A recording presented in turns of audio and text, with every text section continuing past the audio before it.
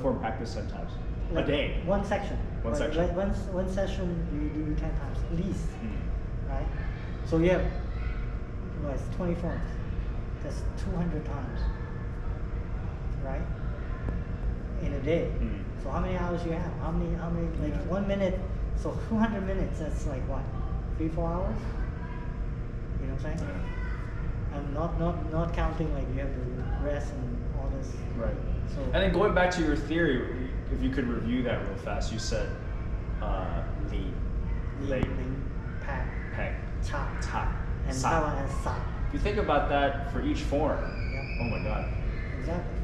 So much time. Now, mind you, not all style will go through that 4 stages. Tama in particular, very, particular about this stage, because that's how you see a person is good at his Tama. Right? Now, again, in Tama, there's different way of doing it. Some are very big on forms, some are not really that big on form. Like Grandmaster Chiu doesn't really go that big on forms. There's no secrets. Like he will teach you all the forms, no problem. But you don't have the key. So the key, what is the key? The key is the Saat. Right? So if you learn the Saat, you understand already. So in a sense, if you learn the Saat, you skip the Ling and Pak, or you're already into the Pak and Chak already. So you skip that. But the first 2 is more about the form training, right? So we only have one so-called Ling form, which is Bungbo. But Bungbo, in our style, basically is teaching you the rhythm, the true rhythm of the fight. So we have the engage, disengage, engage, disengage.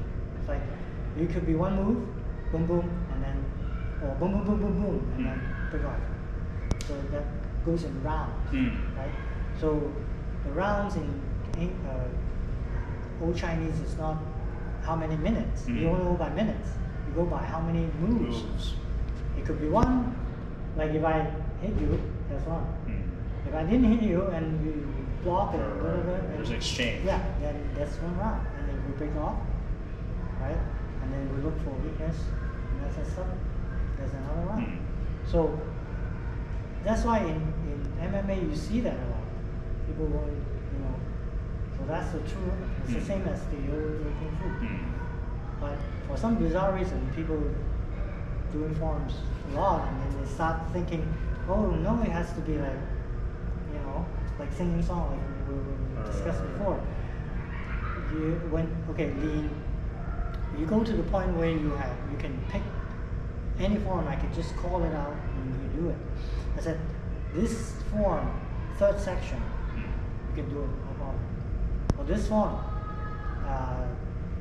the last move of this one, or the last 3 moves of this one, you can do it blindfolded. So you're so fluid with it. So how many times do you have to spend on that? Thousands of times. Countless times.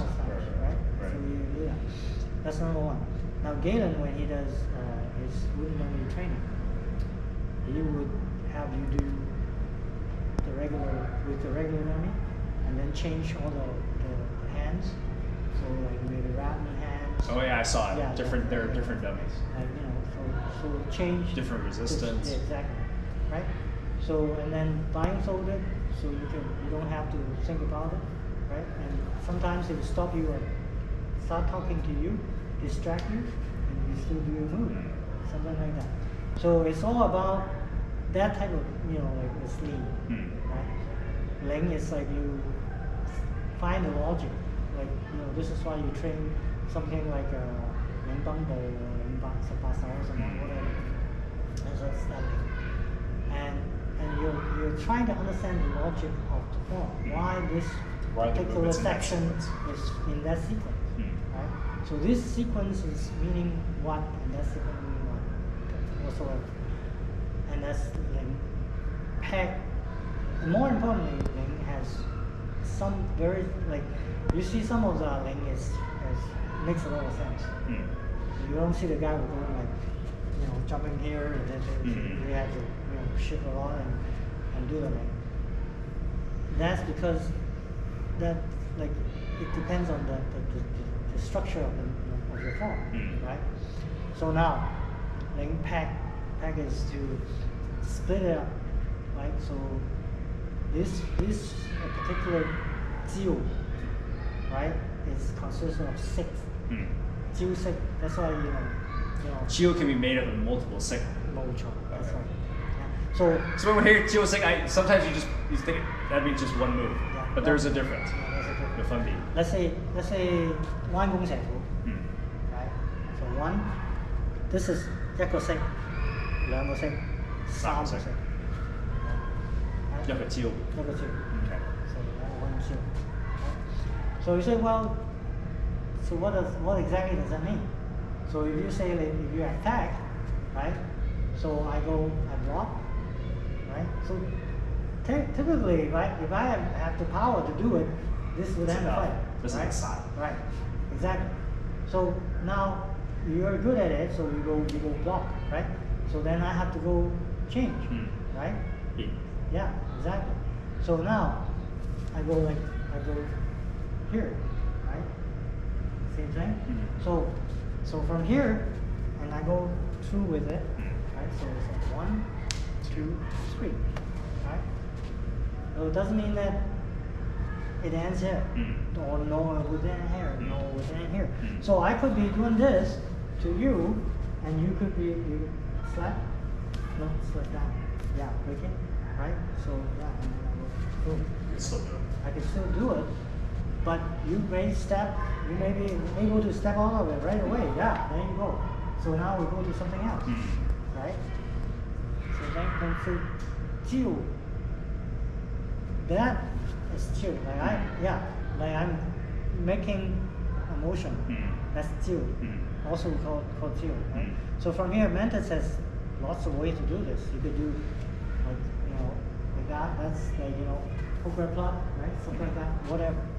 You know what I'm saying? Like Bot would have their own way to do it, right? So everybody has their own thing. But in Mantis, we like to use the hook. Like you could do a hook outside, or you could do a hook inside, right?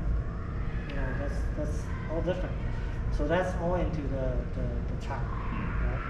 So and then Ling pack Chak, yeah, and then Saat is the end. So typically Chak, you could be like Ling pack Chak.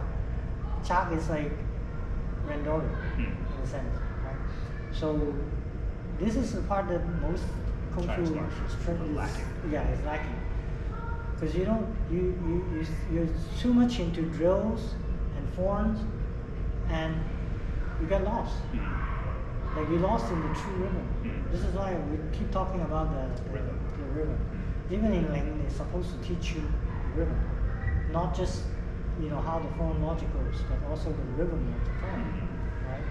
So if you don't have the rhythm, and you keep thinking, well, okay, you're supposed to go like this, like no, that's not suppose. This is for real when you're doing it, right? This is why Saat. Now this is arguable because technically it's just 4 steps, 1, 2, 3, 4. Now Taiwan adds in a little bit more, which is the Saat.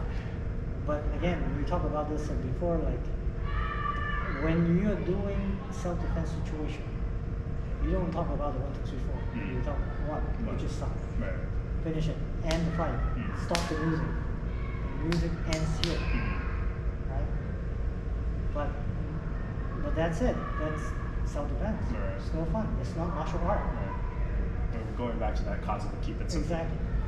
Right? So this is why in the beginning, you want to teach beginners self-defense, you want to teach the simplest thing. And that's it. No argument, no if and no buts. That's it. But if you're teaching for a higher level, right? This is why you teach in the form, because the form has qigong, stuff, whatever, many wonderful things. You may not get it right away in the beginning, but many years afterwards, right? You will find, layers of practice. Exactly. This is just like we were talking about. Right. Just that's very different. Just little things. Right. And that's big difference. This is why Galen always say details. The devil is in detail. And then the more detail you can get, the more observation you have, not just outside world, but inside, in the thing. And that's when your kung fu really starts. So that's how I look at it. And wearing learning is about the narrators. And this is why you have 7-star narrators, you have the refined narrators. Everybody says something different. But it all goes to, amalgamation of the experience that particular teacher has. So this is why it's great to preserve. If you follow one teacher, you preserve his kung fu. His legacy. Yeah, his legacy. That's a great stuff. But then at the same time, you have to break, what they call the what's they call it? Not dinzele, something like Shou Pai. Shou is to protect, to guard. Paul is to break the mold, and like it's completely go off. Oh, it's a Japanese thing, shuhari, right? Sure. Yeah. It's like they say like a bird with an egg pecks at the shell and it flies away. Yeah, okay. Shou Pai. So once you go to Ling, and then you realize. So when people say mojiu, mosek, like when they're at that formless stage, Basically. I hate that. It sounds dumb for me to ask. How do you define that? How do you define formless stage? Well, I mean. You don't know what's coming out because Yeah.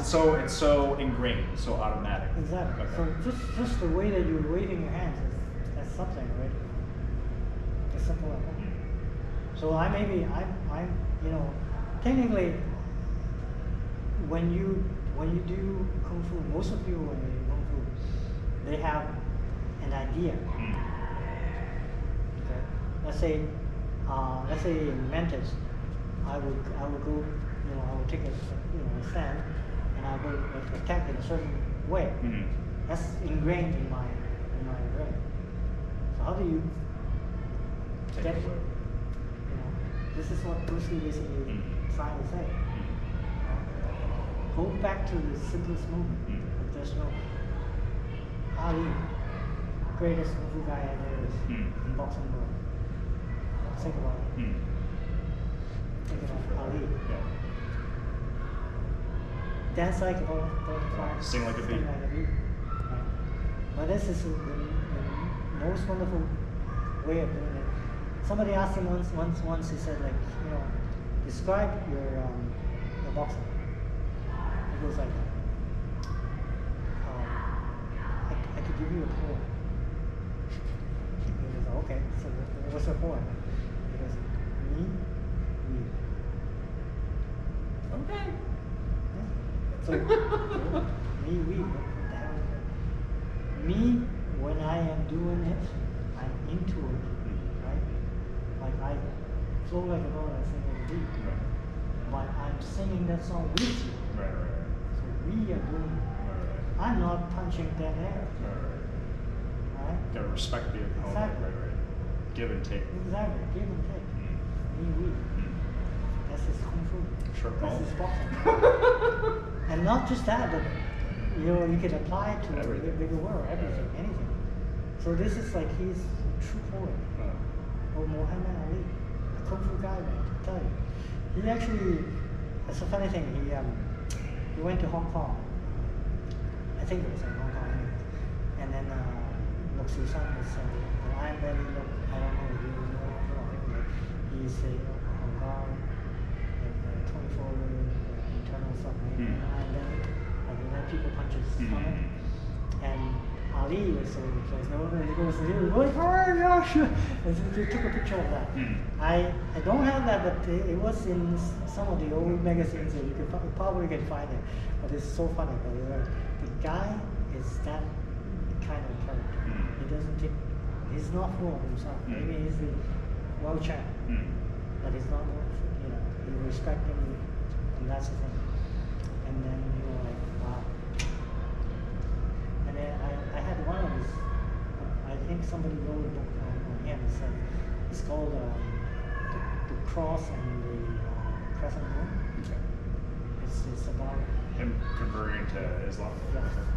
And also the cross is Punch. crescent moon. Okay. Well, that's boxing. Yeah. Straight. It's like a wonderful book. Right. You can get your hands on it. Yeah. It's Straights and curves.